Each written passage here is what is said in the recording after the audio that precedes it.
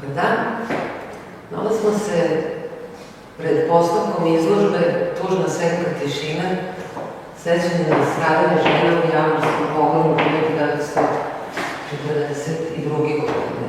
I mislim da je važno da tu tišinu pokušamo malo da razvijemo kao što to i činjeno u prethodnim godinama povodom novosadske racije, odnosno pogroma, ali i jednog drugog datuma koje je takođe za nama.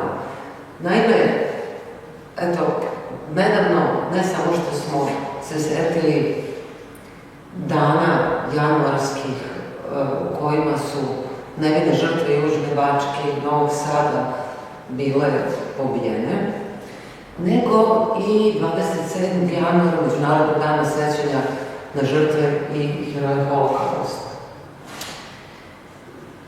27. januar biran je, znamo da je Holokaust specifična vrsta genocida u kom je pokušano uništenje svih Jevreja, pre svega Evropa, ali objektivno nacisti su imali cilj da to bude gde god stignu. I taj datum izabran kao sećanje na dan kada je vojska Crvene armije ušla u logor smrti Auschwitz, koji je postao u određenom smislu žalostni simbol onoga što je čovečanstvo sebi dozvolilo sredinom 20. veka. Znači, sećanje na dan oslobođenja toga logora i na žrtve koje su u tom logoru pale. Međutim, Izrael i neke druge zemlje, među kojima je i Srbija, imaju i svoje specifične datume kada obeležavaju sećanje na taj trenutak užasnog posrnuća civilizacije, evropske civilizacije. Datum se u Izraelu, danas u Izraelu zove Jom HaShoah, dan Šoe, odnosno dan žrtava Holokausta, i taj je dan opet izabran u znak sećanja na ustanak u Varšavskom getu, koji je jedan značajan istorijski događaj koji vi vidite, iz kog možete da vidite da zapravo i u najstrašnijim, najtežim, nezamislivo teškim situacijama kakva je bilo u Varšavskom getu, ipak duh otpora nije sasvim bio ugušen. I o tim kažemo, znači, 27. januar oslobođenja Auschwitza, Jom HaShoah ustanak u Varšavskom getu, a Srbija se svojih žrtava i uopšte žrtava Holokausta i genocida, što nije nevažno, jer kad kažemo Holokausta i genocida, odmah mislimo i na Jasenovac, dakle, seća se 22. aprila, jer je toga dana, u noći, odnosno između 21. i 22. aprila 1945. 1000 logoraša pokušalo proboj iz logora Jasenovac, koji je po zlu poznat širom sveta. E sad, ovi datumi koje sam pomenula, vidite i sami, ističu i borbu, znači pobunu, otpor fašizmu, otpor zlu i sa druge strane stradalnike, odnosno žrtve zla koje je svijetu u jednom trenutku ozbiljno zapretilo. I kao što sam malo prepomenula, i Južna Bačka i Novi Sad pamte i taj januar 1942. kada je ubijeno preko 3800 Srba, Jevreja, Roma i pripadnika drugih naroda. I to je vrlo važno da imamo na umu ako govorimo o tome šta raditi sa dokumentarnom građom. To je prva neka stvar. Znači, kakav je princip pamćenja? Šta je to što se izdara? Otpor zlu i oni koji su zbog tog zla nasilno prekinuli svoj život.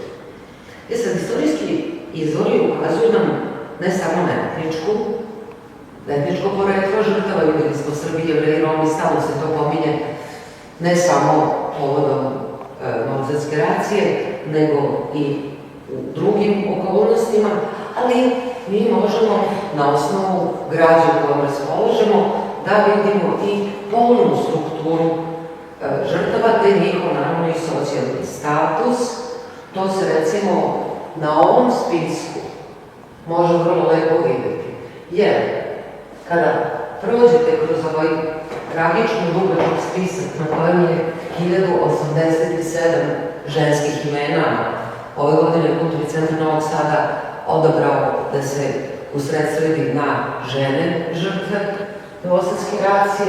Dakle, od tih 1087 ogromna većina bile su domaćice, što nam naravno ukazuje na status žene, društveni status žene polovinom 20. veka.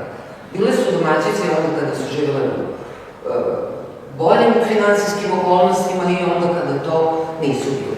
Jedan manji broj, to su uglavnom žene predstavljene na ovom panovu, bile su učiteljice i to je uglavnom profesionalna struktura na koja se nalazi ovde predstavljena. Sada, pitanje tog socijalnog statusa, pitanje rodnog identiteta, ako hoćete, to je vrlo važno jer ako ostanemo na površini, pogledamo samo sliku, pročitamo eventualno podatak, mi zapravo ne učimo ono što bi ova vrsta učenja, to su pre svega studije holokausta i genocida, trebale da nam ponude i da iz čega bi trebalo nešto da naučimo što bi nas učinilo ipak boljim ljudima. Jer ja mislim da je to osnovni cilj. Kada kažete nikada više, onda to nikada više mora da ima nekako značenje. Da bi dobili značenje, mi moramo da razumemo jedan istorijski događaj kakav je, recimo, pogrom iz 42. ili neki drugi. Sad, ako ovom prilikom zaista posvetimo pažnju tim ženama žrtvama, njihov položaj, već i profesionalno, ako posmatramo, ali na drugi način, polovinom 20. veka bio je daleko pasivniji nego što je to bio položaj muškaraca. To tako je, to je prosto istorijska činjenica. Zašto je to važno? To je važno zbog onoga što, mislim, samo za trenutak da prekinem, samo jedna žena, to imate na ovom panovu, koji se nalazi sa druge strane, predstavljen, postoji podatak da je samo jedna žena, Kata Čelović, rođena Batos, poginula u borbi. Sve ostale ubijene su kao apsolutno pasivne žrtve. Kada se setimo na koji način je pravljena ta akcija koja se u međunarodnoj istorijskoj građi zove i dalje novosadska racija sa velikim početnim N, dakle, potpuno je jasno da priča o borbi protiv pobunjenika ni na koji način ne može da opstoji, da je to još jedna od neistina kojima se zločin pokušao praviti. Znači, ja bih vam sada pročitala upravo u tom smislu jedan odlomak iz knjige, verovatno najozbiljnijeg istraživača novosadske racije Zvonimira Golubovića i svedočenje jedne preživele novosadske racije, da bismo pokazali šta znači to taj pokušaj pravdanja zločina koji je izvršen. Reč je o Edith Schemberger, Jevrejki. Dom kulture, mesto, 23. januar, 42. Mi znamo da je 23. januar dan najbrojnijih i najstrašnijih zločina što se tiče događaja u Novom Sadu. I ona kaže, kada je legitimisanje završeno oko 10 časova, tada su nas uveli u pozorišnu salu. Odjednom smo čuli jedan glas koji je pozivao da bude tišina. Posle ovoga, taj glas nam je počeo govoriti na mađarskom jeziku. Građani, vi ste svi legitimisani i utvrđeno je da ste lojalni i da se niste suprotstavljali mađarskim vlastima. Zato smo rešili da vas sve pustimo kući. Međutim, smo vas zadržali ovde tako dugo, zato što se je jedan izvestan broj ljudi suprotstavio mađarskim vlastima, pa su isti osjetili na svojim leđima pravedni mač mađarske pravde. I ovdje se operiše kategorijom pravde koja je nešto drugačija, ako ćemo pošteno da govorimo i pojmovne razgraničenja da izvedemo, od kategorije zakonitosti.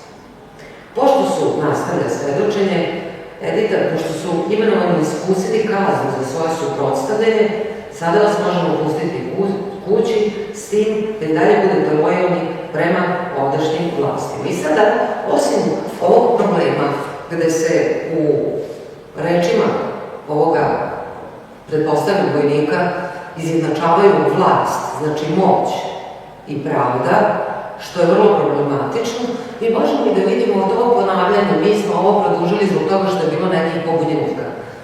Kada pogledate slike ovih žena i kada se ponovo vratite na njihove profesije, teško da ćete moći da pristanete na takvo objašnjenje.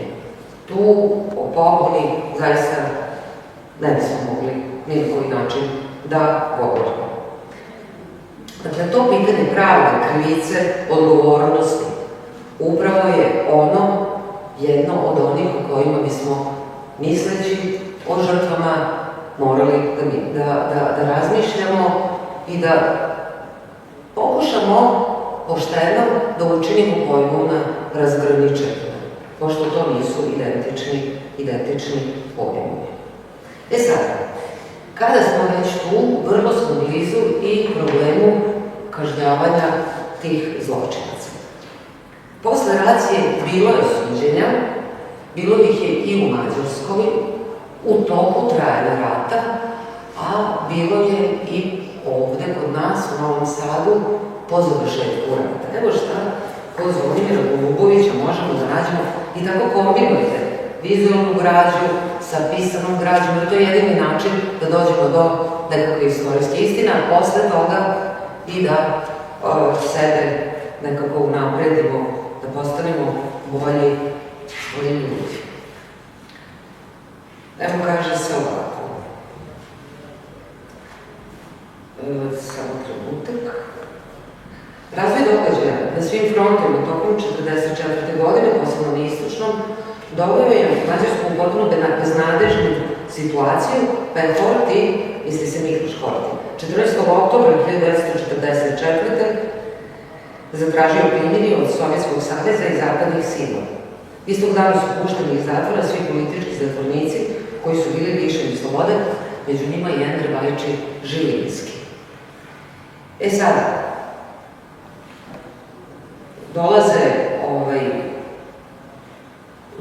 sve su bliže sovjetski vojnici i te one ljude koje je Horthy osudio, zapravo neki od njih bivaju pušteni jer ulaze strelasti krstovi, a neki beže u Nemačku i vratit će se sa nemačkom vojskom u Mađarsku.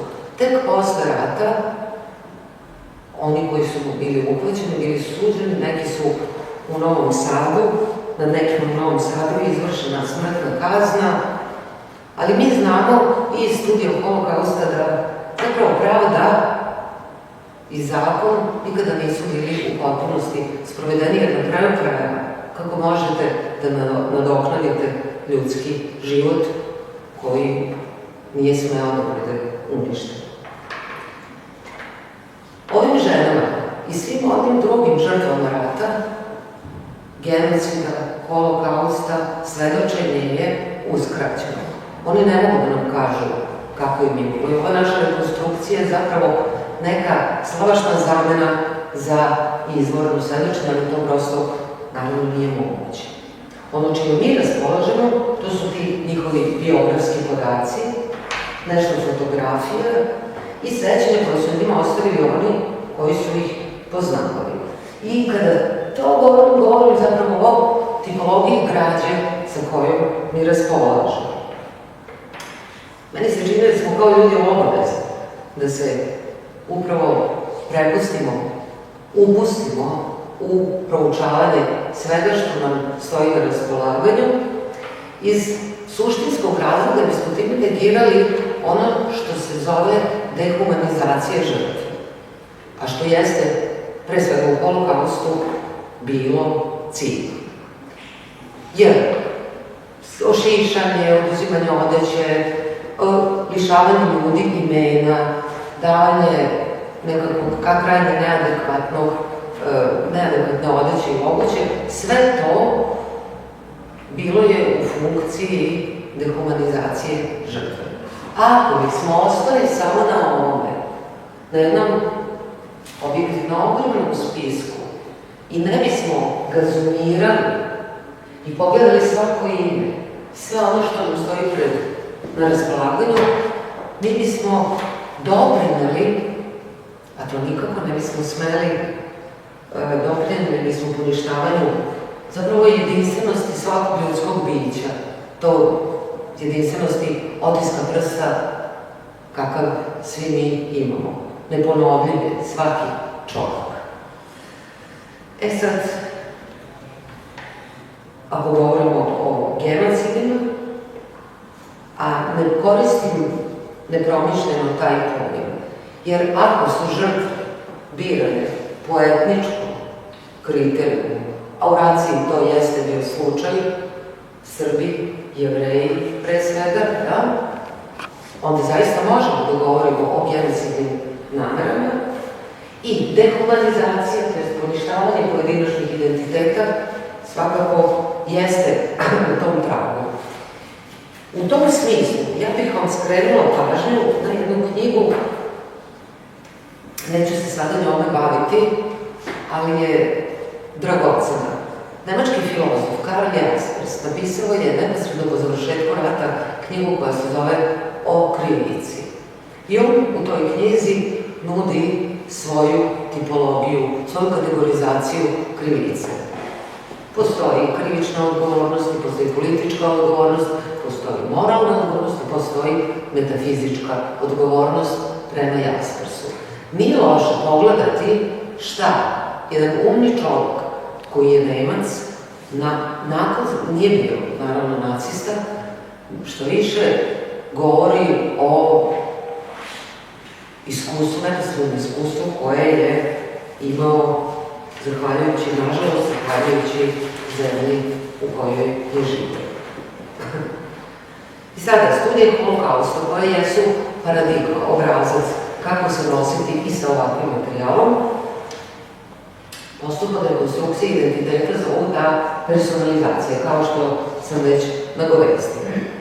I zbog toga ja predlažem da odustanemo od ideje da su ova imena samo jedna statistička masa, zapravo bezmalo anonimna, ako se dovoljno udaljimo, nećemo ni jedno ime prepoznati, a kamoli nešto drugo, i da pokušamo da vidimo nešto više o tim ljudima. Jer, kazala sam, jedinstvena je životna priča svakoga od nas, čak i onda kada delimo istu sudbinu, istu tragičnu sudbinu. Da bismo to uradili, treba se setiti i Raula Hilberga, koji nudi u svojoj knjizi jednu podelu onih ljudi koji su u vreme Holokausta, reč je pre svega o tipologiji koja je uspostavljena za Holokaust, ali jeste paradigmatično, dakle, deli očevice, svedoke na zločince, žrtve i posmatrače. Ko su zločinci, to je pretpostavljam jasno, to su oni koji su zločin izvršili. Žrtve, također pretpostavljam da nije potpuno suviše objašnjavati, da su osobe nad kojima je zločin izvršen. Interesantna je, verovatno, za razmišljanje kategorije posmatrača, jer ona se deli na dve grupe. Na one pasivne posmatrače koji se ponašaju kao da ih se događaj ne tiče, nemam ništa s tim, i na aktivne posmatrače prema kojima ja imam ogromno poštovanje, jer to su oni ljudi koji nisu bili ni meta, dakle žrtve, ni izvršioci zločina, nego oni koji su vrlo često rizikujući svoj život pomogli i pomagali onim ljudima koji su na čijim je čelima crtana meta.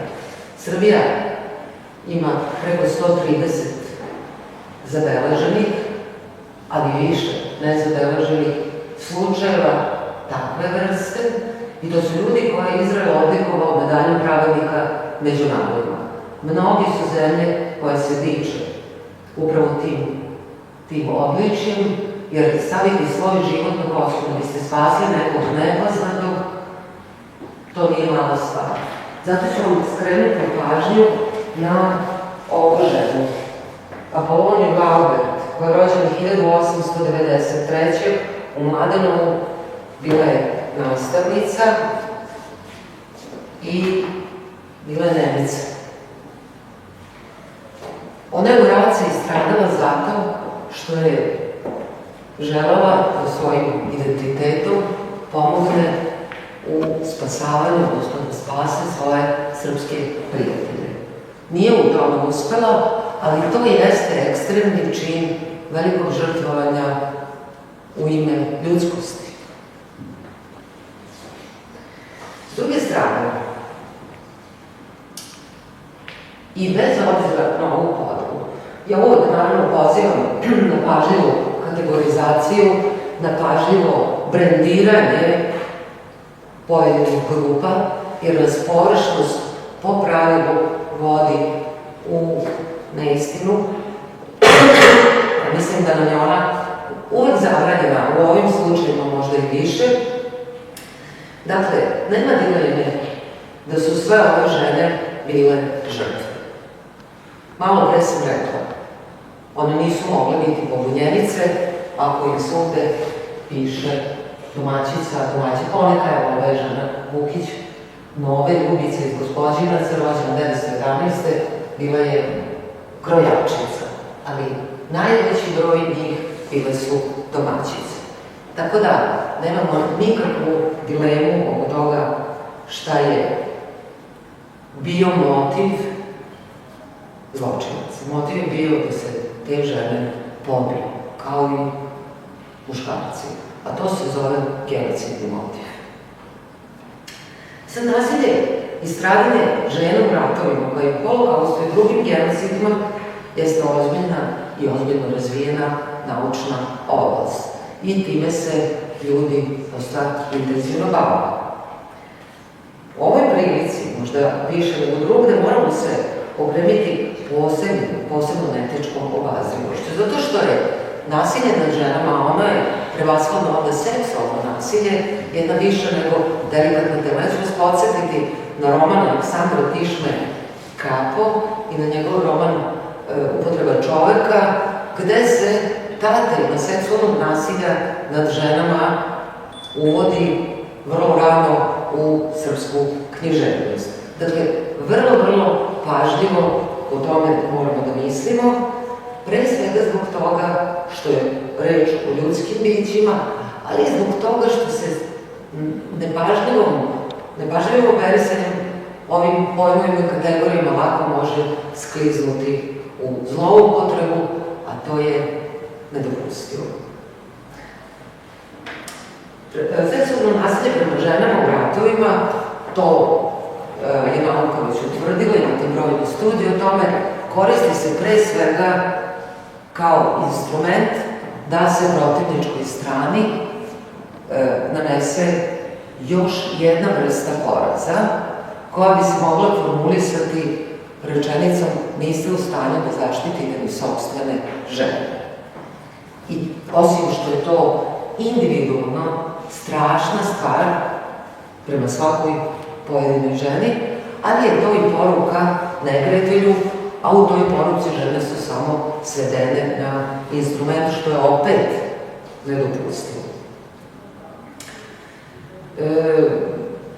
Posebno ponovit ću priče naknadna zloupotreba, bagatelisanje ili eventualno čak i negiranje takvih događaja. I naravno se to događalo, da ne bismo širili temu, ja to neću ulaziti, ali tragično je šta se sa ženskim telima i danas radi. I na ovaj način ušli smo u novu grupu etičkih pitanja u vezi sa odnosom prema istorijskoj građi i u kojem raspolažemo u postupku personalizacije. Znači, ponovit ću, i nikada nije dovoljno ponavljanje, veoma pažljivo, veoma odgovorno moramo tretirati materijal koji nam stoji na raspolaganju. Što se tiče građe, ona može da bude pisana, znači svedočenja preživelih, neka memoarska građa, dokumenti svakako, vizualni materijal kakve su fotografije i poneki put, što se tiče holokausta i genocida u Drugom svetskom ratu, video materijali, mada toga je mnogo manje. I sada bih vam skrenula pažnju na jednu, u Novom Sadu već čini mi se dosta poznatu knjigu, to je Svedočenje Terez Miller. Njena knjiga se zove Istinita priča, znači naglašava se kategorija istine. Terez Miller je, osim što je napisala dobru knjigu, poznata po tome da je baka Aleksandra Tišme, i ona u tom svom sećanju priča, piše između ostalog i o tome kako je bilo kada je izvedena na led, na Dunavu. I mi ćemo vidjeti da je svako od tih sećanja, ponudit ću vam samo dva, specifično, individualno, ne postoje uopštavanje kakve, recimo, zahteva pisane neke istorije. Kada dođe do sinteze, vi ne možete na svaki detalj, na svaku specifičnost obratiti pažnju, pretpostavljam, ja nisam istoričar, ali ako govorimo o personalizaciji, onda su ovakvi izvori primarnog značaja. I ona kaže, nakon 3 dana, 23. januara, na rođendan moje drage beži. I to je sad vrlo ženska, ako hoćete, primedba. Kako Terez pamti te datume i sa čime ih povezuje. Tačno u 1 sat pojavio se narednik sa 2 vojnika. Delovao je ljubazno i uljudno. Tražio je moju legitimaciju, na šta sam mu pružila ispravu pod koju je potpisao Bauer. Sa ovim ćete, navodi, se za 5 minuta vratiti iz gradske kuće, izvolite se samo toplo obući, napravio -29. I sad vi vidite iz tog ophođenja vojnika da je reč o jednom vrlo pristojnom načinu pristupu sa poštovanjem prema osobi koja se obraća, što je važno zbog onog što će slediti. I ormane sam mogla da zatvorim, ništa nisu tražili. Iz čega vidimo da je naredba, a jeste bila naredba da se ormani drže otvoreni i vrlo često vrše nepremetačina i pljačka, jer nisu ormani otvoreni zbog potrage za oružjem. Htela sam da obučem štofani zimski kaput, na što mi je on rekao da je bolje da obučem bulu napolju od ledenu. Tada sam imala 65 godina. Poslušala sam ga, dobro se utoplila, u njegovoj pratnji izašla kroz kućnu kapiju. Na ulici je već čekao dug red sakupljenih Jevreja, gurnuli su me među njih i poveli u pravcu jednog trga gde su čekali prazni kamioni da nas transportuju do Duha. Ubacivali su nas u kamion poput smeća, dok se nije napunio. I dalje ona priča kako je bila strašno sama na tom kamionu. Ali ovaj obrt u njenom svedočenju, kada ona posle te vrlo uljudne komunikacije navodi da su ih ti isti vojnici ubacivali poput smeća u kamione, nam zapravo sugeriše meru šoka koji su ti ljudi već u prvom susretu sa vojnicima mogli da imaju. I to je iskustvo Terez Miller. Međutim, postoje i tekstovi, recimo umetnički tekstovi, koji su potomci preživelih pisali. Jedan takav je pesma koju je napisala Ružica Galac-Popović, jer je njena majka bila izvedena takođe na štranc, srećom preživela je kao devojka, 18 ili 19 godina je imala, i u knjizi Tircina slikovnica, jer su njenu mamu zvali Tirca, Gertruda se zvala, Šer, pesma se zove Štrant 1942. Odakle bosonogo, kuštrao, crnooko, sa limana. odakle i kuda po škripavom snegu. Zimi se bosonog na štrand ne odlazi. Zimi na štrandu, na snegu, krvavi tragovi žizama sa bosim nogama ostaju. Ja nisam, a bila sam. Tu podvijek bola i zima iznutra što izjede. Glas je došao iz reda, s kraja bližeg životu, tih, utešan, voljen, tirca. I kroz pukotinu stisnutog straha progurala na ruke nepoznate, ladno priđenog, topla od željenog, gurnula me na kraj reda, na kraj bliži životu. I dalje nastavlja se pesma. Vidite da su to vrlo različite teksture, ali u ovoj pesmi autorka Ružica Galac pamti zapravo taj trenutak, ne samo kada mladu devojku u spavačici izvode na obalu Dunava, nego i one ljude koji su ju progurali da ju zaštite što dalje od mesta na kome su žrtve ubijene. Na spisku ovde negde novosadskih žrtava pod F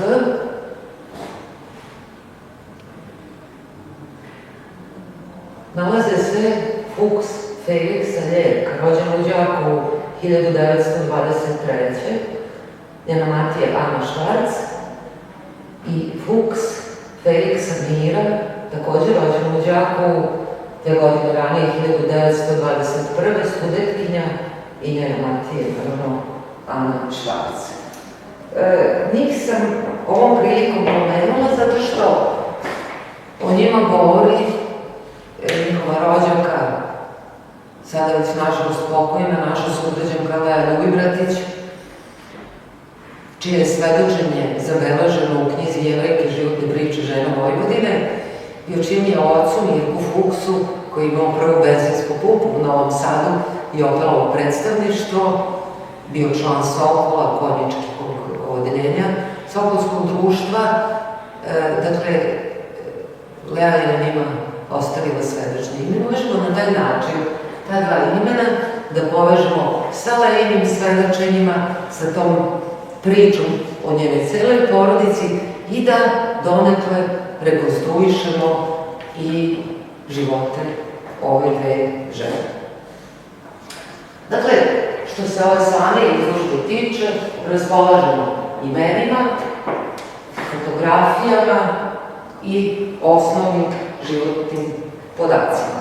Uzgled, da napomenem da iako mi svake godine na komemoraciji govorimo o Srbima, Jevrejima i Romima, na ovoj izložbi nema nijedne fotografije neke Romkinje. I mi možemo da naravno postavimo pitanje zašto, ali mi se čini da nije teško odgovoriti. Moja je pretpostavka da je ključni razlog to njihov socijalni status polovinom 20. veka. Romska zajednica je apsolutno u to vreme još potpuno marginalizovana, vrlo nisko na socijalnom statusu, većinom su vrlo siromašni, pa prema tome, verovatno je malo njih bilo i fotografisano. Ali to ne znači da ne treba nastaviti potragu za podacima, za bilo kakvim tragom, ne bi li se i o tim ženama, o tim ljudima, na kraju krajeva znalo i nešto više. Inače, vrlo je sličan problem i kada se bavimo studijom holokausta i romskim statusom, odnosno porajnosom, genocidom nad Romima, jer zbog upravo njihovog lošeg socijalnog statusa ono što bi trebalo da znamo vrlo parcijalno ili nimalo ne znamo. A to nije pravedno iz onih razloga kojima sam počela ovo predavanje danas. Sad, prema podacima Zvonimira Golubovića iz te njegove knjige Racija u Južnoj Bačkoj 1942. Stradalo je 64 osobe romskog porekla iz Žablja, Mošorina i Čubuka. I Golubović daje jednu tabelu na koju bih vam ja skrenula pažnju. Uvek je važno da konsultujemo istorijske izvore kada se bavimo ovakvim stvarima. Nikako proizvoljno, ništa proizvoljno tu ne dolazi u obzir.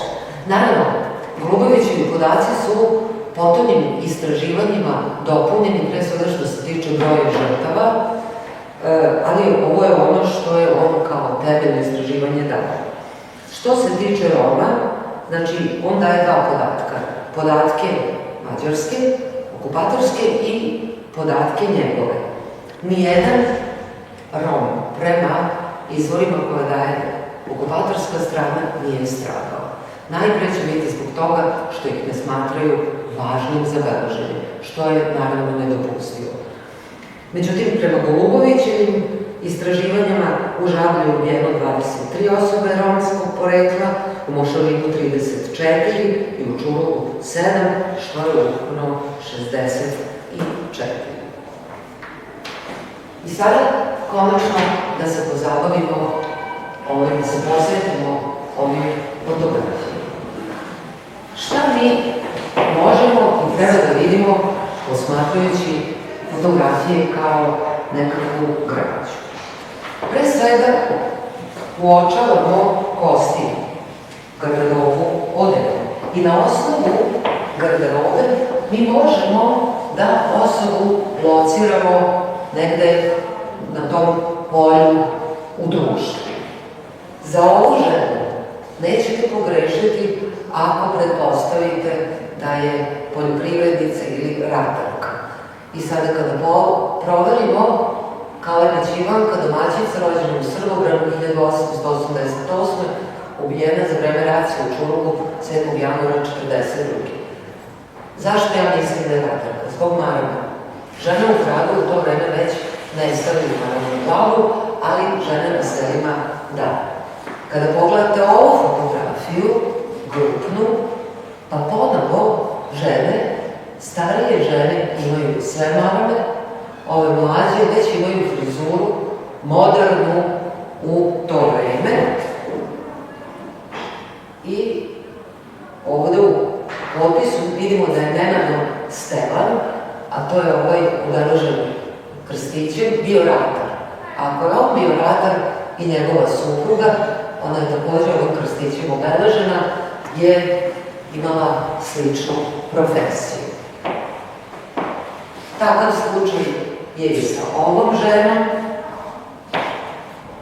i pretpostavljam da ovde još ima, evo ovde imate upravo tu generacijsku razliku.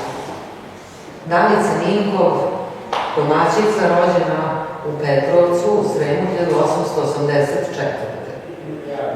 Ninkov Radivoj, krojač, rođen u Čurugu, Ninkov Sofija, domaćica. U čemu razlika?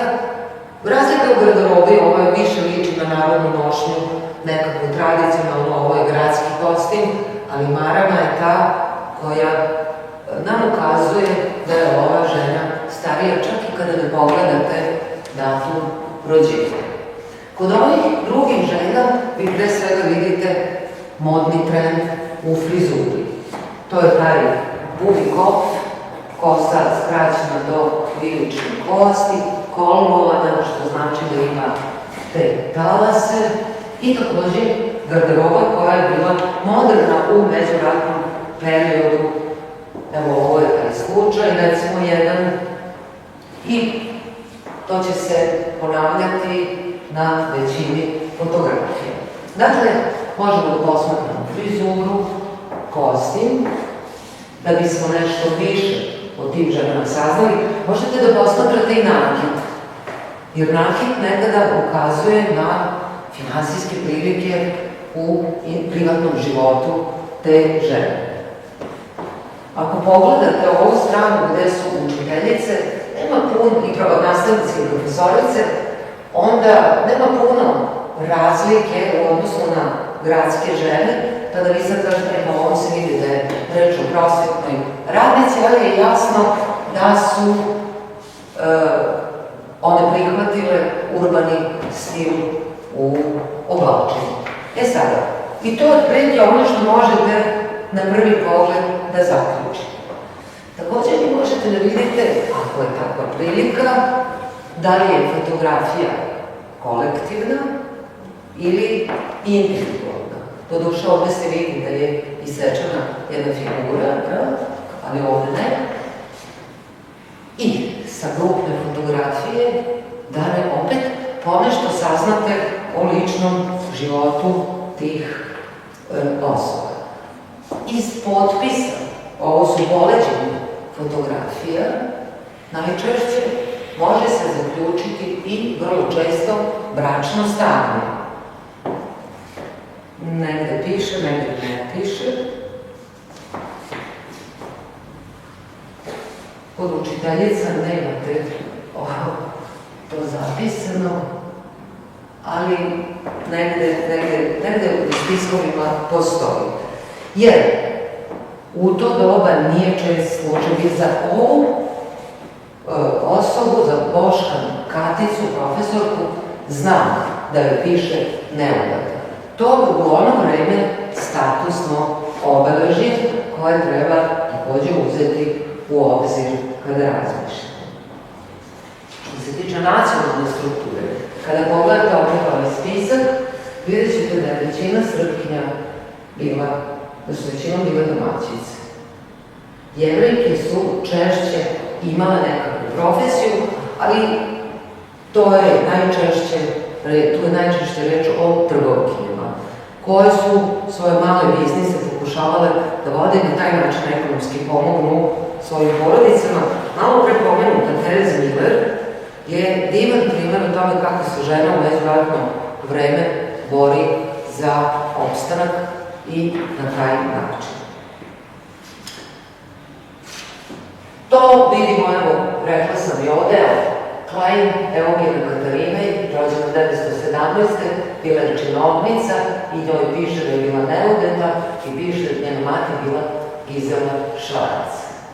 Ali za Mušinski, Đure Slavka, rođena 1917. mi znamo da je bila domaćica, porodica Mušinski zauzima ovoliko prostora na ovom spisku. I to je nekakav podatak koji treba imati, čito su porodice neki put zatirane u onome što su okupacione vlasti zvale borba protiv pobunjenika. Evo ovde pogledate porodicu Bem, pa porodicu Berger, pa Bokšan i tako dalje. Mislim da je evo Levingeri isto toliko, Štarkovi, Šlezingeri, Švarc, Šenbergeri. Prosto je nepodnošljivo kada počnete da idete na ovaj način kroz tekst. U svakom slučaju, ja bih vam skrenula pažnju na neke ovde fotografije. Ovo smo već rekli par reči. Piše, osim da je reč o Nenadu Stevanu, koji je bio ratar i koji je rođen u Čurugu 862. Tu je i Nenad Danica, domaćica, rođena u Srbobranu 1866. I oboje su 9. februara 1942. ubijeni za vreme i onaj ko je to napisao, reč racija stavlja pod navodnike. Što nam govori da postoji već u to vreme svest da je naziv tog pokolja nad stanovništvom Južne Bačke zapravo jedan eufemizam. Takve su se pojave takođe beležile u Holokaustu, gde recimo o tome piše i Davida Lokari u romanu Genci Majer, gde su žrtve koje su sa Starog sajmišta u dušegupki, gušene i prebacivane jajnice nazivane tovar. A to nam govori i o onima na koje je bilo usmereno nasilje, a i o zločincima. O ovoj ženi Bečević, ako dobro čitam, Krista, rođena u Čurugu 1897.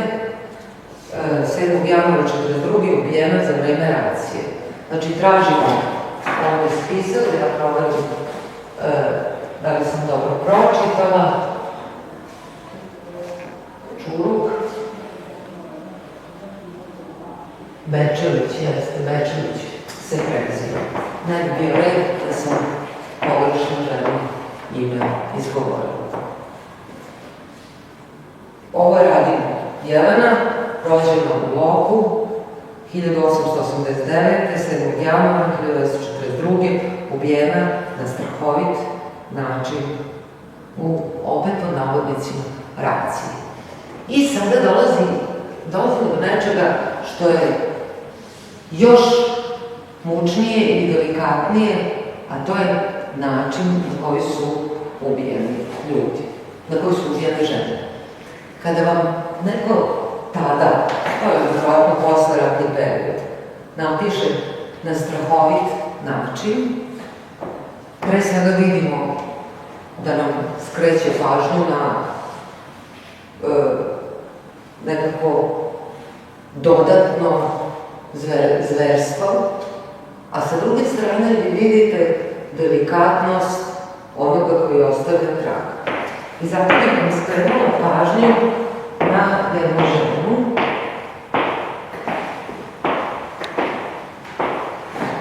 To je Radin Ruža. Za nju sam našla jedino svedočenje da je na njom uz sve ostalo izvršeno i silovanje. Radin Ruža, rođena u Čurugu 1923. 7. januara 1942. ubijena je u, opet po navodnicima, raciji. Najpre je mučena, sekli su joj grudi, testerisali udove, da je na kraju poludela. Na drugom mestu se pominje i silovanje.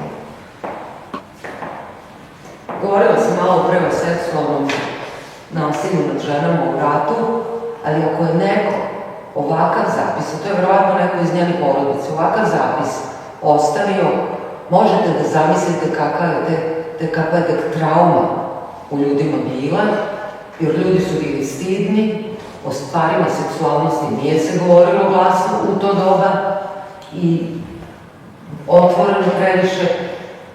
Tako da, ovo govori da je trauma veoma duboko u toj porodici, a mi znamo iz studija Holokausta da se trauma prenosi i do 4.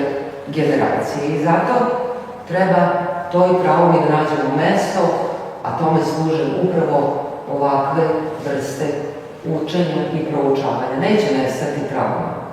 Kada odete u Jasenovac, neće vam i to sad završite i onda je gotovo. Ne. Ali ćete znati gde tu traumu da smestite, kao što je to nekakav ožiljak na ruci i živimo sa tim. Ali nešto valjda iz toga i nauči. Ovde, na ovom zidu, samo da pronađem, nalazi se i, mislim, Vida Kaćanski.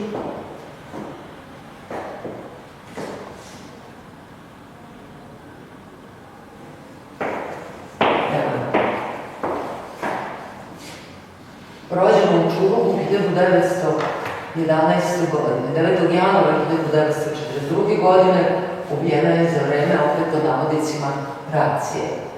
Plakala je i zbog toga su joj pucali u usta. Jedan vojnik.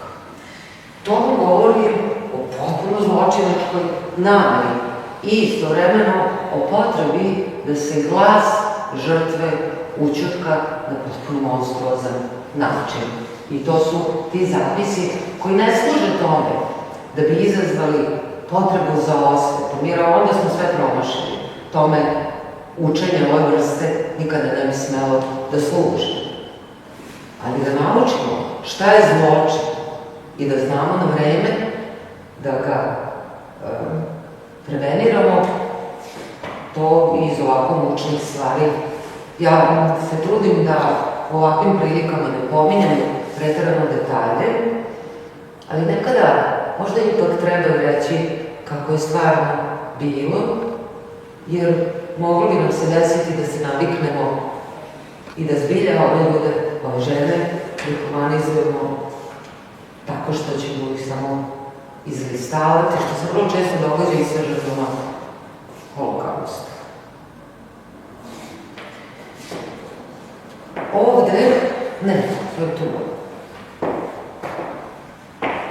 Je ta već pomenuta kartica Boška, Bokša bi trebalo da se zove, dobro, rođena je 1887. u Đurđevu nastavnica i ja sam rekla da sam našla podatak da je ona bila neodata. Šta nam taj podatak govori? Pa, između ostalog, osim što govori o njenom socijalnom statusu, govori o tome da je to životno povesmo koje ide kroz generacije s njom prekinuto. Možda je mogla u nekom trenutku i ona da bude nekom mamom. Ali su ubili, pa to nije postalo. I svi oni nerođeni, zbog toga što su oni koji su trebali da im budu roditelji ubijeni, su nam takođe predati u nasleđu. Imate vrlo dobar roman Slobodana Šnajdera koji upravo se poigrava tom temom, tom kategorijom nerođenog, ali to je visoko sofisticirana literatura i nije sada trenutak da o tome govorimo. I sada bih vam skrenula pažnju na nešto, na izložbu koja se ne nalazi u ovoj prostoriji. Mogli bismo da idemo redom kroz svaku sliku, ja se nadam da mi nijedna od ovih nesrećnih žena neće zameriti, ne možemo svako ime da pomenemo, ali bi trebalo da dođemo i pročitamo njihove podatke, nešto bismo možda znali, recimo o ovim ženama, Apić, Katice i Žabu. Apić, Katice, Danica, rođena Domanovački, rođena 896. domaćica, Apić, Lazar Draginja, rođena 901. domaćica, nevenčana žena Milivoja Dunđerskog. Ja sam od njima tražila iz nekakvih razloga podatke i potomci su mislili da se u nekoj knjizi nalaze, podataka nema, savremenika više nema i veliko pitanje, ako nije zabeleženo vreme, da li će ikada i moći da bude bilo šta zabeleženo o, recimo, njima. Dakle, na drugom mjestu u kulturnom centru vi imate nastavak ove izložbe ili drugi deo ove izložbe sa nešto detaljnijim biografijama. Tu je, recimo, biografija ove pomenute Laura Apolonije, Nemice, koja je stradala i htela da pomogne svojim sunarodnicima. Evo, recimo, Fevronija Epert, rođena u Kucuri, 1892. stradala u Đurđevu 1942. Znači, imala je 50 godina. Piše njena biografija, šta je radila, znala je rusinski, udala se za Franju Eperta, Nemica po narodnosti, ona je inače Rusinka i stradala je naravno prvog dana 9. januara, uhapšena je cela porodica Eper zajedno sa Vojislavom Češljarom, učiteljem suprugom ćerke Irine, i oni su iz porodične kuće odvedeni u zgradu osnovne škole, odatle na obalu Tise, gde su ubijeni i bačeni pod led. I na toj izložbi gore vi možete i neke dokumente da nađete koji su priloženi uz pojedine biografije. Vrlo često ćete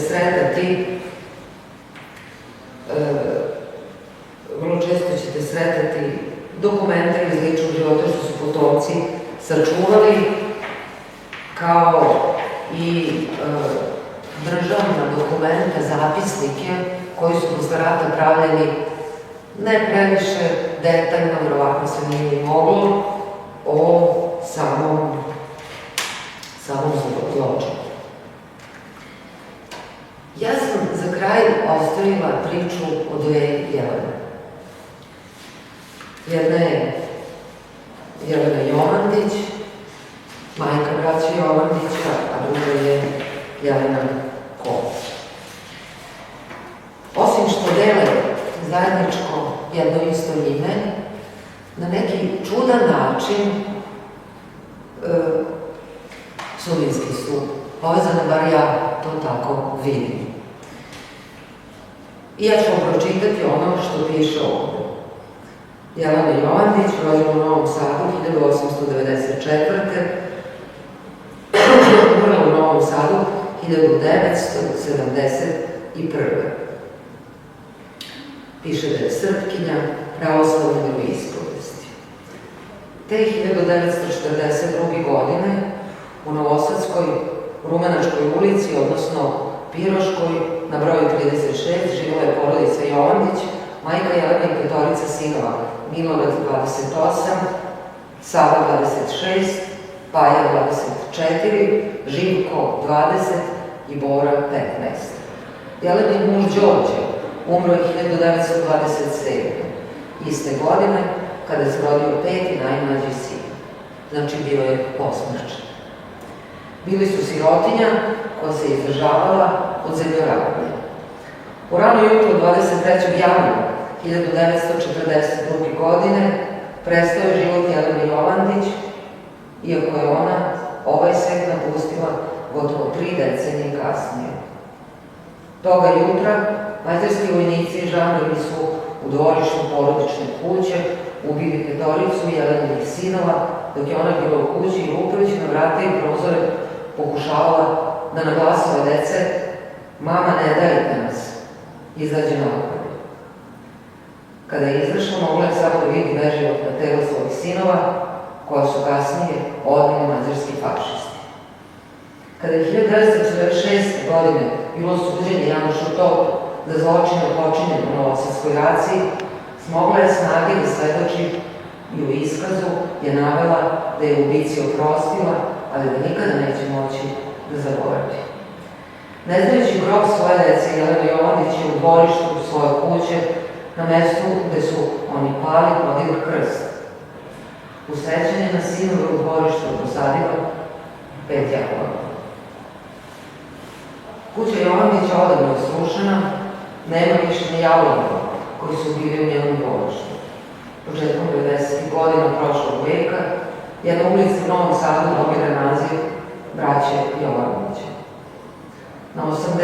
godišnjicu Novosadske racije 2022. godine u sećanje na stradalu braću otkrivena je spomen ploča na zgradi koja se nalazi na uglu Bulevara Oslobođenja 30 i Bulevara Kralja Petra I, gde je nekada bio njihov dom u kom su stradali. Na Bulevaru Kralja Petra I ispred broja 23 posađeno je 5 stabala jaglanova i jedna jela, simbolično, kao što je to u svojoj patnji uradila majka svirepo ubijenih sinova Jelena Jovandić. I mi vidimo da je zapravo njena sudbina žene koja je to povesno prekinuto na najstrašniji zamisliv mogući način kada decu na vaše oči ubija, ne znam da ne ništa govori. Malo pre sam govorila što znači biološko trajanje. Druga Jelena je Jelena Kom. Rođena je u Eisenstadtu 1882. Ubijena u Novom Sadu 1942. Njeno devojčko prezime je bilo Špicer, 1. septembra je rođena, to je bilo u Austriji, taj Eisenstadt, otac David, majka Hermina, Jevrejka, domaćica, dobrotvora. Jelena ili Ilona Kom rođena je u jevrejskoj trgovačkoj porodici Špicer. Kada se 1904. godine udala za novosadskog veletrgovca Josifa Julija ili Živa Komna, rođenog u Maku, Mađarskoj, 1868. i ubijenog 23. januara 1942. preselila se u Novi Sad. Komnova velika radnja kod Plavog konja nalazila se u ulici Kralja Aleksandra broj 11 i bila je u međuratnom periodu vrlo popularna. Kao ugledan trgovac imenom je za vanjskog većnika Dunavske banovine. Pored toga, nalazio se na čelu odbora koji se brinuo o jevrejskom utočištu za stare. U staračkom domu to je zgrada u kojoj je privremeno bila smeštena i televizija Novi Sad. Znači, i naftara svi predvodili u centru grada. Jelena Kom bila je predsjednica dobrotvornog društva Korak hleba i dečije obdanište, osnovano 21. maja 1925. godine u Novom Sadu. Društvo je osnovano zarad deljenja besplatnog hleba najugroženijih građana Novog Sada, starim i iznemoglim, nesposobnima za rad i deci. To je inače prvo humanitarno društvo koje je imalo multikonfesionalni karakter, znači vrata su bila otvorena za decu i majke svih vera i nacija. Već naredne godine, 1926. društvo je proširilo svoj rad na brigu o siromašnoj deci i njihovim majkama.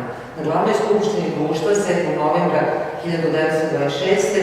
formiran je program rada na polju zaštite dece, po kome su u okviru društva osnovane sledeće ustanove: dečje obdanište, đačka trpeza, mlečna kuhinja, dom za odojčad, lekarsko i pravno savjetovalište za mater. Ministarstvo socijalne politike ustupilo im i prostoriju u Higijenskom zavodu u Novom Sadu, to je današnja ambulanta na bulevaru Mihajla Pupina, ali su posle izvesnog vremena bili primorani da se iz tih prostorija isele, pošto nisu bili u mogućnosti da funkcionišu u neadekvatnim zakupljenim prostorima za koje se plaća kirija. Predstavnici društva na čelu sa gospođom Kom odlučili su da izgrade dom. Najpre je kupljeno zemljište na uglu ulice generala Vasića i Vilova Ribara i Vojvode Putnika, no ubrzo se pokazalo nedovoljno velikim, te je odlučeno da se ono zameni za zemljište Radničke komore, danas Sonja Marinković 1.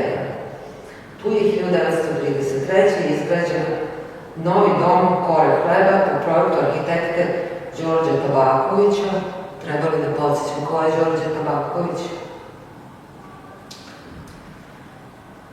Dok je skulpturu majke sa detetom koja krasi ulaz u Radio Vaja Mihajlo Kan. I da, to je inače po nacrtu Jelene Kom rađeno.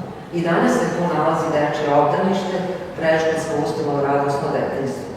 Korak hleba nalazila se pod pokroviteljstvom kraljice Marije Karađorđević, a pomogli su je mnogi ugledni novosađani kao i episkop bački gospodin Irinej Ćirić.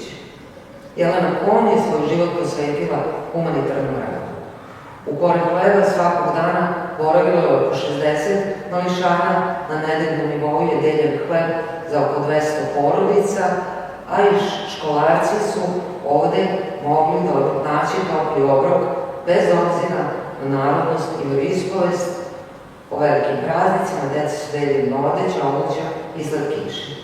Ova humana žena uhopšena je zajedno sa svojim suprugom 23. januara 1942. godine i sprovedena u spomen dom radi legitimisanja.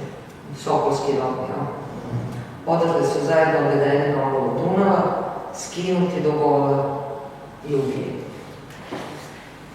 Povezala sam ove dve žene zato što ih vezuje deca.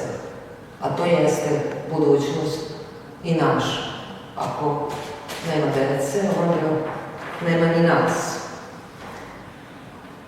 Pa je i redoslovom Tareta i vrtić, čuli smo, i dalje služi deci Novog Sada. Znači, njen dobrotvorni rad, iako verovatno svoje dece nije imala, je mnogo duži od njenog biološkog trajanja. I sada, ovo putovanje kroz izložbu ne bismo smeli da završimo bez podsjećanja na činjenicu da je zločin, uz ostale aspekte otelotvorenja potpunog gubitka moralnosti, koja je u našoj kulturi zasnovana na biblijskim principima. Jer ako sebe dovedemo u stanje da pomislimo da nam ljudski život ne znači ništa, ako zaboravimo da je naspram nas uvek prvo čovek, a tek potom Srbin, Jevrej, Rom ili, da pomenemo koju god, nacionalnost, žena ili muškarac, ako dakle rečima Marka Miljanovog zaboravimo na čovječstvo, onda izraz da se nikada više ne ponovi nije ništa drugo nego od značenja ispražnjena fraza. Taj pad sebi ne smemo da dozvolimo.